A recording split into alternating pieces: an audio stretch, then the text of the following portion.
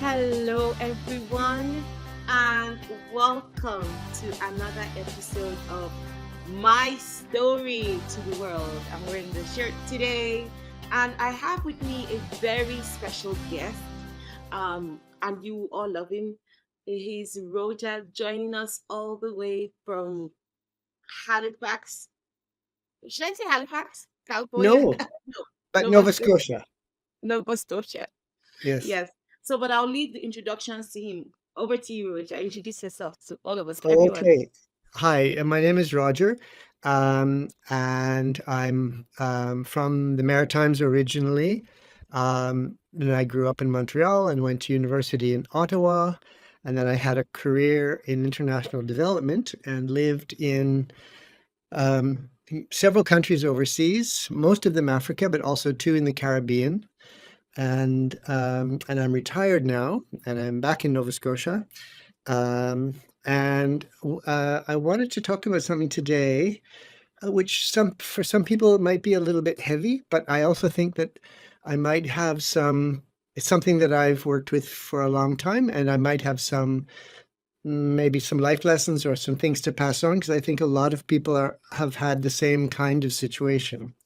So bear with me, and if some people find it a bit rough, we don't have to go into it too much. But I wanted to talk about um, sort of the cost of growing up in a dysfunctional family, and what happens with that, because I think a lot of people do, and it's something that certainly years ago it wasn't talked about. People just quietly lived through awful situations, and then they did the best they could when they grew up. So um, I want to see now. I think that looking back on my situation, um, when you're in it, when you're a child and you're in that, you're not reviewing it or reflecting on it. You're just in it. You're in a big sea of turmoil, and you don't know that it's different from anyone else. You just know that it's not good. Um, then I think as a young adult, when you're out of that, you've moved away from the family of origin, you um, either you've gone away to university or you started a job or you moved to a different place. Then you start a review. You're reflecting. And also you have friends and you talk about things and you realize, wait a minute now, not everybody lived in such a mess. Um, You're like, and it didn't have to go down this way. It didn't have to yeah, happen this. exactly. You realize that it's not a necessary thing. And so that's when you also realize, okay, if I don't want to live that way, I have work to do to make sure that doesn't happen to me again. And I remember, well, there's also, I think there's a period of blame. I mean, these are very general things, but I think that sort of in your 20s, a lot of people spend time saying, "Oh, I just had this terrible situation. My parents were crazy, whatever, father was this, my mother was that. They argued all the time. Now I'm stuck with this." And I remember thinking to myself, "Okay, that's the review and the reflection period. That's valid to be angry." But at some point, and I think it's somewhere near 30, it can be 27, 28, it can be 32. I think that people say, okay, fair enough. You had a rough start, but the rest belongs to me. Mm. It's my responsibility to not repeat or sink back into the craziness. That my life is in front of me, and it's my duty, my responsibility to fix it and not become that. And I don't know that everybody does that, but I do remember being fully aware of that and even telling other people who had told me they were in that situation, saying, have your blame period, think about it, analyze what was wrong, because that's what will help you. But once you've done that, it's your life. You have to fix it. Nobody's going to come fix it for you. You have to do that. Um, let's see now. Then I I think, think there's a period after that, which I call, you might laugh because I'm not a religious person, but I think it's a religious reference, where I called it excising the devils, which means to think it through, and say those are the really dysfunctional, the really painful, the really awful ways for humans to treat each other. Those are what need to end. In this generation, they end. It might have been passed down, but it's not going to continue now. My responsibility. Um, and then you dive in and do that hard work. And you might not be successful with every one of them, um, but you can be successful, I think, with many of them. Maybe the ones that were most painful, or the ones that you focus on, like anything in life. What you focus on most is what you succeed at. Um, and it's basically, I think, to stop it, and just build a different kind of life. So then you're looking at the way other people live, and highly functional people you like, people who grew up in a loving situation, with lots of support. And so, it's not difficult to know what to model on, if you know what hurt you. So then I think that what I'm going to touch on, sort of as I go along, is how different people experience it, and how different people have maybe different levels of success, uh, at dealing with it. And um, in my family, there were three kids. One sister quite a bit older, one sister in the middle older, and then me, baby kid, right? And so each one of us, I think, had a very different experience. And maybe because I was the baby, I was the lucky one, because I had these two big sisters protecting me from the craziness, especially my oldest sister protecting me from the craziness. But what has evolved is that she wasn't successful, and her devils are still in her, and she repeated it. She carried it down into her children, and that's the saddest thing in my life. Um, but so that makes me think back to me. What saved me? Why did I? It's not because maybe I'm smart. I don't know. Uh, but but also I realize how lucky I was, um, because of other things, the people who come into your life, right? And so, in when I was a child, even though my own home was a madhouse, I had three. I think a lot of people can relate to this. I had three aunts who took me seriously, who spent time with me, who encouraged me, who helped me to grow, who gave me values, who made me feel like a valid, important person. And every child needs that. And it made me realize I've had friends come to me who say, I'm splitting up with my husband or with my wife, and I don't want to tear the children apart. And each one of them, I've told them, if you have to divorce, you have to divorce. That's your business, not my business. But I don't want you to worry about the children, because children need love. And as long as they get love from you, unbroken, they will be fine. They will be fine in this world. And and I think that's I realized that because I had those three aunties. I didn't even see them that frequently, but it was there. That bond was there all my life, even no matter crazy stuff.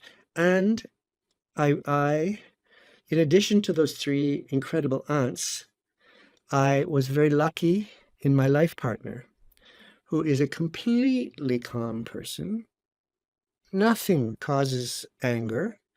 Uh, and it modeled to me a different way of being. And I was then again lucky with an amazing son who, at the age of 18, knew more about life and loving than I did at 48 at the time. And so uh, all of those things together make me realize, okay, yes, I was on the right path. I was trying to do the right thing, but boy, I was lucky. Four times in a row, I was lucky. But not everybody is. Not everybody is. And sorry, I've been blabbing a lot. I know, Do you no, want to I was just pursue? saying that I mean, what if you had a crazy son? Or, people, Yes. Well, yeah. I don't. Or Yes. what if the Well, if people I that have came your way now tested those things in you, like really tested, to bring out that part of you? So, yes, Mhm, you're right that the people we associate with, like the people we choose as our mhm. life partner, like the people in our lives, they can calm us down. They can they can help, suppress whatever we're working Yes. on. Yes. Yeah, Yes. that's what I feel. Um, And also, I love what you shared about not repeating the pattern. Like, yes. yes, if there was a negative pattern, Yes. you said, no, it ends with me. That Yeah. is, you took Yeah. responsibility. You didn't just say, oh no, I probably have this in my genes. Yeah. Well, yeah, when I went to university, my first degree was in history, and I was studying about um, social justice movements. So there was a connection there, I think, in my mind about like what's right, that everybody knows what's right. You don't have to be of a specific faith. You don't have to be, every human, in fact, even animals. I've got a little dog who knows when there's an injustice, you know. And so I think that that part is just part of existing, is that every creature wants dignity, wants to be recognized. And so when you don't get it, it puts people in a bad situation. Um, what did I want to say from that?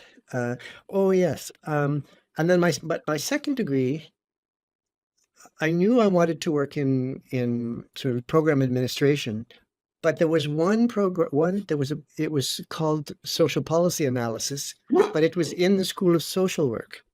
And I was very drawn to that because I was still questioning what happened in my family. Why did good people turn crazy?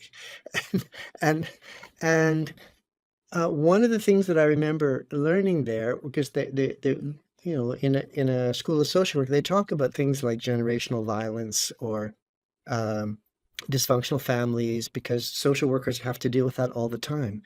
And one of the things that I remember, it was an image that they said that children growing up in a home, it's like going to a play.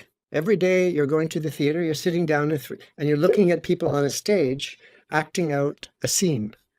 And it's the same scene with the same actors for the first 15 years of your life. You're watching the parents and maybe older siblings as well. And so, of course, a lot of what you watch gets imprinted on you. And there is a big tendency to repeat. And that really hit me. And I have two examples. One is early on in my relationship, and I've been with my partner for 42 years now. So early on is a long time ago. And I remember, some kind of disagreement. I don't even remember if it was serious, that just sent me off into the screaming, sort of acting out and screaming and almost violent anger. Not violent to hit someone, but violent in my expression. And I stopped midway and I said, "Oh my God, that's my mother." And I just said, "I do not want that in my life. I saw what that does, and that was the end of it. It's never happened again." And the other example is with my son. One time, only one time, he did something which he accepted made me angry, but I had that reaction, that explosion of anger, which is not reasonable. And it that made me realize how destructive that kind of anger is and that kind of expression, and that you could very well lose the most important people in your life if you continue like that. And so both of those things gave me some discipline and made me say, look, you want good, sane, calm people in your life to lead a good, sane, calm life? You know Yes. how to do it. Do it. And so I'm blessed.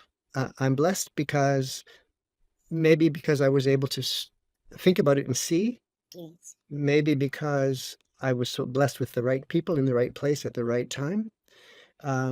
But I've been lucky. And And, then uh, this, and it yeah, could go ahead. be a combination of those things. It could be a Oh, combination absolutely. of those things because self-regulation and self-awareness is so important. Uh-huh. Yes, like, yes, someone did something, but your response is so important. It's so Yes, important. We have to be self aware and know that we can regulate our own emotions, our own feelings. They are yes, now our actions. Now it's not yes, what they did. It's now yes, how are we going to respond? Are we going to respond with grace, or are we yes. going to respond like, like just take it like that? No. So, yes. Yeah, So, yeah, exactly. Um, and so then what that I think about all that for myself, and I'm glad and I'm lucky, and I'm thankful for every single one of those people, um, and I am able to lead a calm, sane, happy life. Um, but now I'm looking at my older sister. She's a lot older than me. She repeated generational violence because, and the thing is, it's so hard for me because I know that no one ever hit me. Yeah, there was lots of yelling in the house, but she was beat. She was beaten as a teenager, and so she took way more craziness than I did, and in some cases because she was protecting me. So even though I'm angry, I have to remember she might be damaged because she was protecting me. And but the hard part for me is the work that well, I think she tried to do that work because she left home. She even left the country. She went to a different country to go far away from her family of origin to start again because her mission was to find someone, build a loving home. And the problem was she chose the wrong person. She ended up in a very bad marriage and it completely repeated what my mother had gone through. And and so then But the thing is, when things went really badly, she repeated the generational violence. She beat her daughter. She treated her daughter with disrespect and called her things that no parent should do. Um, and she damaged the relationship with the daughter. And that daughter has not spoken to her for over 15 years now. And she's, instead of saying, I recognize that I did some bad things, can we talk? She has said, just get over it. Get over it. I was in a bad period. And you don't, apology in life is really important. If you recognize that you've hurt someone, and if you never apologize, you don't get there. You don't. some people, Roger, some people, what I find, it's a personality trait for them. They Uh-huh. feel it's humiliating for them to Yeah, apologize. And then exactly. they have this motto in their head, like this Hmm. mantra: no regrets, Hmm. no regrets. For Hmm. I did what I had to do to survive. And, they have this thing to justify whatever they did. And they feel that's a way to rid themselves of the shame of their acts. But Yes. however, owning up and apologizing is actually the noble thing to do. It's Yes. Yeah. the it's the way Yeah. to show It's integrity. noble, but it's also the effective thing Yeah. because once you've gotten to those very bad places with someone, it, if nobody puts up a white flag and says, I understand I hurt you, if nobody can do that, there's not going to be a bridge. The bridge is smashed. And that's what's so sad for me because I, part of me, when that happened, I went around this place and removed the pictures of my parents because I thought it's their fault. They did that to her. And that's true. That's true. But then I think about what I was saying earlier about being angry at your parents, saying it was a bad start in life, but it's up to me to fix it. And and and maybe I'm being too rigid, but I don't think I am when I say that no matter what is going on in your life, the parent's duty is to protect and nurture, and raise children in a loving environment, no matter what's going on with you. You don't have an excuse to cross that line. And so, I I can't forgive her for passing it down another generation. And so that's my difficulty with her. But the conclusion of that then is that daughter of hers who has four beautiful children. And my niece had told for a long time. She told me about how things were in that house. Both of my sister's kids told me how things were in that house, and I saw they were repeats. It was a repeat of what I grew up in. And I just thought, well, they're smart young people. They're going to have to work this out as I did, and and uh, and eventually, though, my niece for about 10 years she was continuing to see her mom, but just setting boundaries and limiting how much she could hurt her. But then she had children. She had beautiful little babies, and she started to see my sister repeat the same again with the little ones. And when she saw after two or three occasions of that, she just said, "No, not in my house, not with my children. This is not going to go another generation." Where is there an example of this? To I mean, because I can't see she's now a grandmother to these children. Like, for Yes. example, what did she do? Like, what could a grandchild do to a grandmother? Like, Okay. Oof. I mean, that's sort of family stuff, but it's difficult to repeat those things. But um, I guess one was my sister had dropped in on them when my niece had just been bathing the two oldest, but they were little then. They were like the girl might have been 5 and the little boy 3 or 2, maybe something like that. And she had just bathed them, and um, she was just about to dry them in the bathtub, and my sister came in, and the phone rang same time. So my niece said, "Mom, can you watch the kids just for a minute? I'll just be on the phone and I'll come right back." So she went to the phone, and then all of a sudden she heard the little boy screaming, and she went running in, and both kids were screaming by this point, and eh, my sister my sister had taken a very, very rough scrubbing thing and had pulled back the foreskin of the little boy and was scrubbing hard like this, and he was screaming in pain. And I kept thinking, when I heard this, I was thinking, who does this? When you see a child in pain, and all I could think of is that she was so angry at men. She wanted to teach him that that thing is hurtful, and she wanted to hurt him. I don't know. How do you analyze something like that? But and so you just realize, I mean, what mother is going to let anybody hurt their children intentionally? And a handful of things like that, and she just realized, but it wasn't all physical stuff like that. Some of it was emotional things that were passing down the treating someone in a way that makes them question their own worth, because that's what my sister got from my parents, and that's what my niece got from my sister, was constantly questioning your own self-worth because your parents told you were stupid or you were something or whatever. And Amy just said, "No, I've brought four beautiful children into the world, and they need to have love and support and positive messages only. They can get garbage messages out in the street if they want, but they need to come home to positive messages and not have someone who makes them doubt themselves in their life." And so she closed the door. And my sister has not had contact with those children. And yes, I understand that's painful.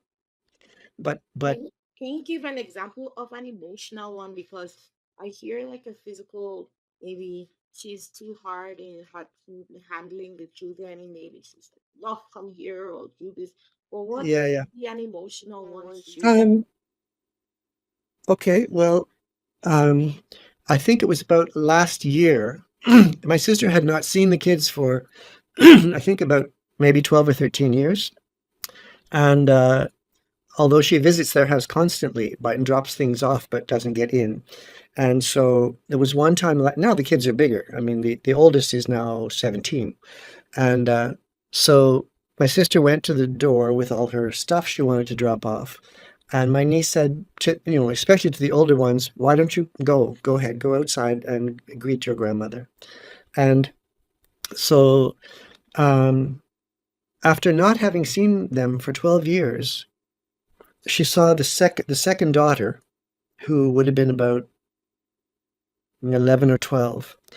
And so she spoke to all of them, but what she said to the third one was something about, how did your teeth get that way? I mean, there's nothing more self-conscious than a 12-year-old. And there's nothing wrong with that child's teeth. Nothing. You know, and so it's just like it's like finding fault even when there isn't one, to make a child think, "Oh, what's wrong with me now?" Uh, and just and Amy, my niece just said, I that's what I grew up with, constantly. You're too fat, you're too skinny, you're too whatever. Um, and so you grow up thinking, I'm flawed. There's something wrong with me. And she just said, so again, she said, okay, look, I mean, the children are big now, they can make up their own minds, but they've seen now what the way she interacts with them. And this is way too private family stuff to Yeah, be yes. discussing on a public thing. I understand. So edit as you see fit. But those are a couple of examples. But I mean, there's dozens of things like that. Wow. So, what I think I heard from your story is that he left home. He was like, I'm not going to repeat what happened in my home. I'm even going to a different country. I'm going to Yes, choose lead a different life. But what I'm hearing is that you can take yourself out of the situation, but there's still that inside you that you need to also, like we're saying, yes. excise. What did you say? What were the words you used? Excise the devils. Excise. So you need to take some things that were in Yes, you out as yes, well. Because they said yes. you can take the what did they say about the pig? You can take a pig out of the mud, but they still go back. They find a way, they attract. Well, yeah, But now, sure. so Yeah, you have to be like super intentional and super yes, deliberate, yes. like, and then not just living physically, but like you said, emotionally, internally, like Hmm. letting those things go and Yes. catching yourself if it's ever like coming up. Yes, What you exactly. And think? and and I think I thought about it a lot, because it's not like she was, if by the fact that she left and said, I want to go to a different place and start a family, and it will be a loving family. I remember that. I was a kid, but I know that that's what her thought was at the time. So it's not like she was not self-aware. It's not like, I mean, she knew it was a crazy house we grew up in, and she knew she wanted to do better. So I was lucky. Um, and she wasn't. But at the same time, I still hold an adult responsible for the relationship that they build with their children. I have to. And so it just leaves me in an absolutely terrible spot with my sister. I understand her, and I understand why she was weak, but that is one weakness I can't forgive. So that's anyway, I don't want to go into a whole lot more detail about that, Yeah. but maybe the most, in terms of lessons for people, is how important it is to, if you did grow up in a crazy thing, reflect on it. Yeah.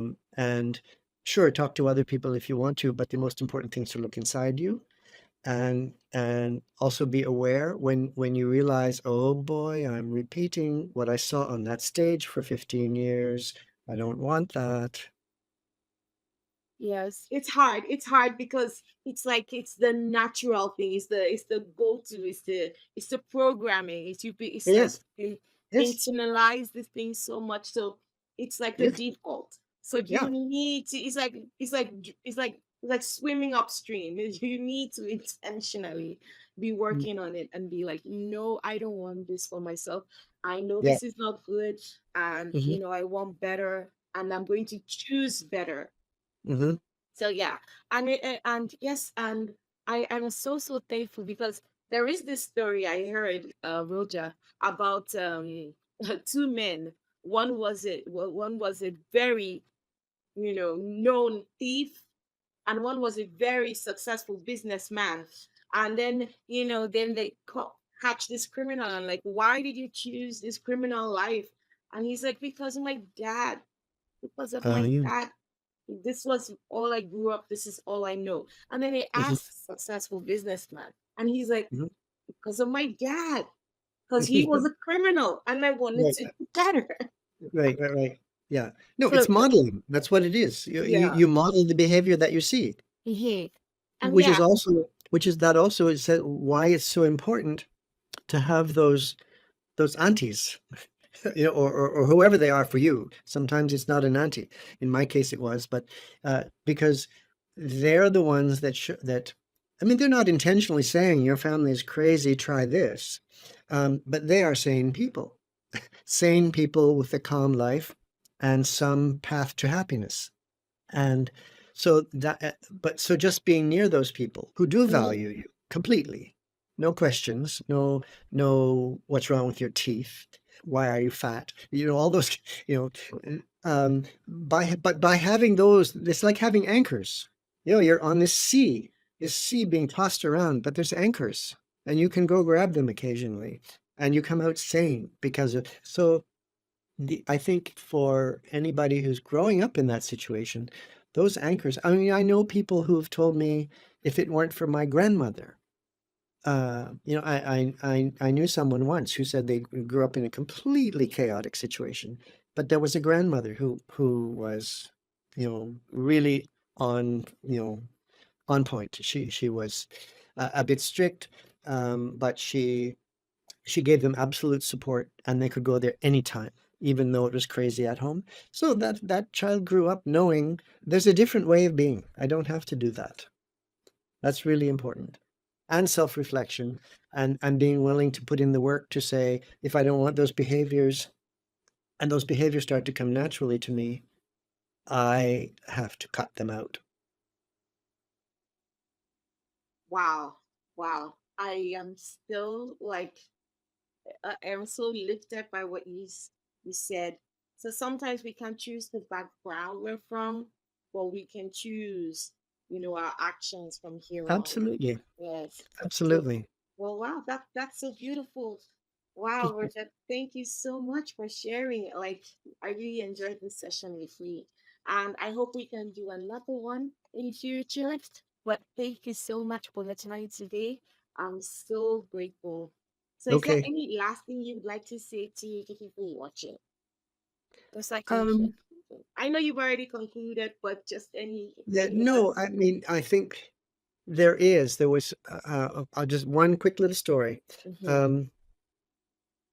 Um, one of those aunties of mine was a wonderful person, and she met with my mother-in-law was a very complicated person. So these were two old women who had been hearing about each other for years. Finally, they met here one day for just a couple of days. And my auntie said to me, uh, she said, "I'm sad." And I said, "Why?" And she said, "Because that woman is 82." And she said, "It makes me sad if someone can reach the age of 80 without knowing how to be happy, because that's what we're here for, is to learn ourselves, learn the life around us, and make sure that we can be happy." And that woman is 82 and she doesn't know it. She doesn't know how to do it. And so I thought, that to me, that was also like, uh-oh, open the window. Yes, yes, it's each, we have to do that. You have to, we, I like, you can't just be in this life just Yeah, leading miserable existence and trying yeah, to frustrate other people. yeah. But Well, and not only being dysfunctional, but just spinning around in the same soup for decades. I mean, at some point, whether it's 30 or whether it's 65, it doesn't matter. But at some point, you have to realize my life doesn't belong to anybody else. I'm the only one it belongs to. And so I can't look or hope for someone else to make it happy. Other people can help make it happy, but it's not their responsibility. I'm the only one with a responsibility to make it happy. That's really important. Wow. Wow. And I forgot to say this in part of the introduction. How old are you now? Because sometimes people want to hear wisdom from people that have that have experience. Like when we were talking about the 82-year-old lady. Also, I Hmm. remember that I haven't Hmm. Hmm. Well, I'm 71, and I realized that I was pretty lucky because up until I was 69, I had complete health, and I didn't look anything like it. Now I've had 2 years of bad health, and I'm 71, and I look every day of it. But I'm starting No, to get you used to don't. that. No, Yeah, you right. don't. No, you don't. Anyway, I feel it. I feel it now because I've had a rough 2 years. Oh, I think because yeah, like your recovery process. But I'm sure, like, yeah, after all the journey and your recovery, you will be back to your young self. Well, yeah, I don't know, but I'll regain a lot of it back. And the other thing is that I used to think that if I can only do these things, then I will reach this point of being in control and happy and sort of like there will be a conclusion. There's no conclusion. Life's a process. It's going to keep, there's going to keep being new things coming at you that are difficult and you have to learn to manage them at every age. Um, and so recognizing that it's a process and it's constantly changing is really important because that golden moment that everyone dreams about doesn't really come. What you said, I know you just used like a few sentences, but it's so pregnant. Like, because yes, people always like, when I get the job, when I get married, Yes. or when I get Hmm. the house, or this and that. But Hmm. it's just the journey, just enjoying the journey, right? Like every Yes. like every right. Yeah. And recognizing that when one chapter is finished and you're entering a new one, it's got its own problems. The other ones might be gone, but now there's new ones. There's new ones you've got to learn and navigate. Like it's like those video games. It's a new level where you have to you have to I figure know. out. Yeah. Okay. And because I've lived in so many other countries, I've known a lot of people who have immigrated to Canada.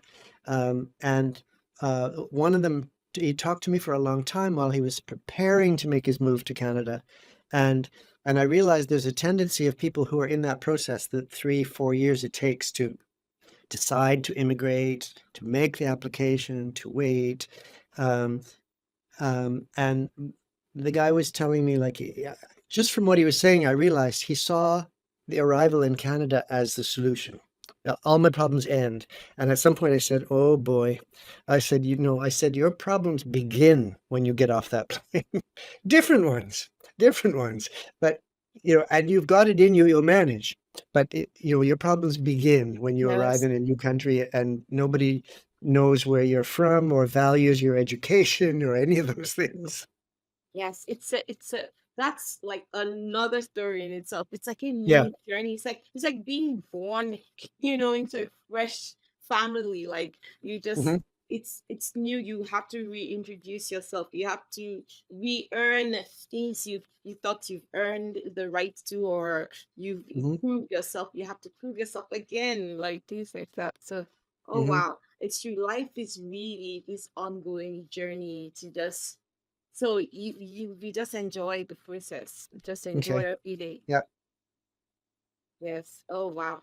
Thank you so much, Roja. I've Okay. really enjoyed this session with you. I've learned Okay. so much myself. And thank you for sharing with us. Like, yes, because it's your story, but yeah, you're letting us in and you're Yeah. learning. Thank you so Yeah. much. Yeah. Truly. It's a bit raw, I think, and a lot of people I mean, I've spent my life thinking that stuff is too personal to talk about. But if I don't share that, somebody else who's in the same situation doesn't know. So there we go. It's out. It's out there. And yeah, and hopefully it helps them, and it makes them know that they are now in the driver's seat and they can Yeah. now make those decisions to Yes. not repeat, negative cycles. Hmm. Yeah. Okay, Well, thank you. thank you so much. Have a Okay, great day. Thank you so much. Thank you, okay, everyone. Until we see okay, you on another episode of My Story to the World. It's bye bye. okay. Bye bye. But your love won't give